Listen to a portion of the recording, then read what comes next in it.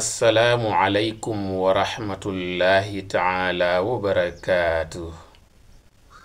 mbokk yi bàyyi xel chaîne YouTube bi di yaatal xeltu yin ñi ngi leen di nuyu di leen ziyaar di leen ñaanal jàmm di ko sàkku ci yéen di am mbégte di fas yéene ànd ak yéen ci wàllu bayre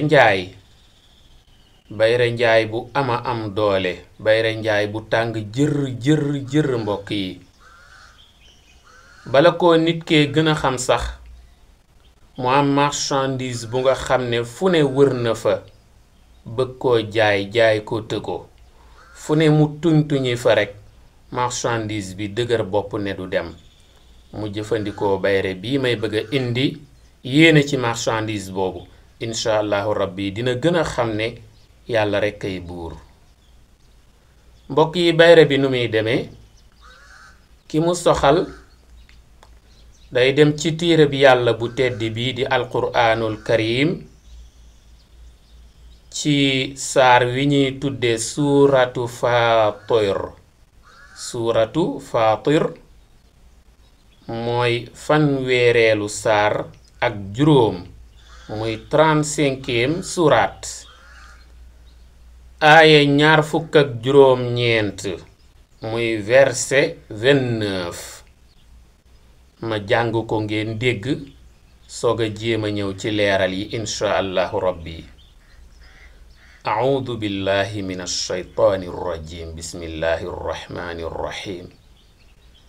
inna alladina yatluuna kitaaba allahi wa aqaamu ssalata wa anfaquu mimma razaqnaahum sirran wa alaaniyatan yarjuuna tijaaratan lan tabuur. ma waxaat ko. inna alladina yatluuna kitaaba allahi wa aqaamu ssalata wa anfaquu mimma razaqnaahum sirran wa alaaniyatan yarjuuna tijaaratan lan tabuur. sadaqallahu al-aliyyul azim. mbokk yi aaya baangook mu des nag nan lañ koy jëfandikoo. ki mu soxal daal na koy jàng suba ak ngoon, matin et soir. ñaata yoon?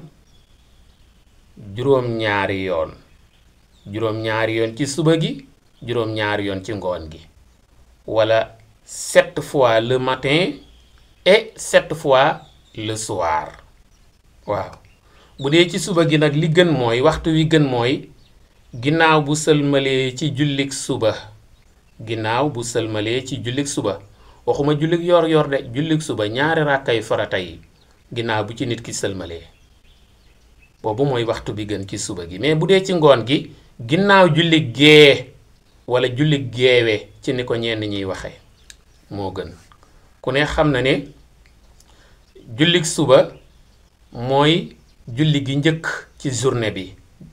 waaw mooy première prière ci journée bi, maanaam julli gi njëkk ci bés bi jullik suba la. waaw julli gi mujj ci bés bi mooy julli gee. waaw dernière prière ci journée bi mooy julli gee wala geewe. kon nag aay bi daal nit ki da koy jàng juróom-ñaari yoon ginnaaw jullik suba, juróom-ñaari yoon ginnaaw jullik geewe, wala 7 fois ginnaaw jullik suba, 7 fois ginnaaw jullik geewe. waaye nag bu koy jàng faaw yéene ji ñëw. da ci yéene yàlla jaayal ko marchandise wala produit wala objet bi mu bëgg mu jar. bu dee oto la mu yéene ko ci, bu dee kër la, bu dee aw fas la, dégg nga, bu dee ay saako ceeb la wala ciment la, wala daal même bu doon ay xar wala bëy wala nag wala ginaar, lu mu mën a doon da ko cay yéene.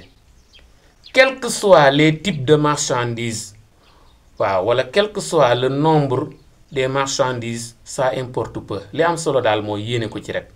waaw même ki yor boutique sax na ci yéene yàlla xëccal koy client ci boutique am incha allah dina gis ay client ba gën a xam ne yàlla rek kay buur.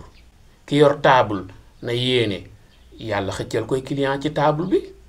marchand ambulant bi wékkoo saagam li ñuy wax boutique mbagg na ci yéene boutique mbagg bi rek, wala na ci yéene saag bi, wala marchandise yi mi rango xool ba xam lu yàllay dogal.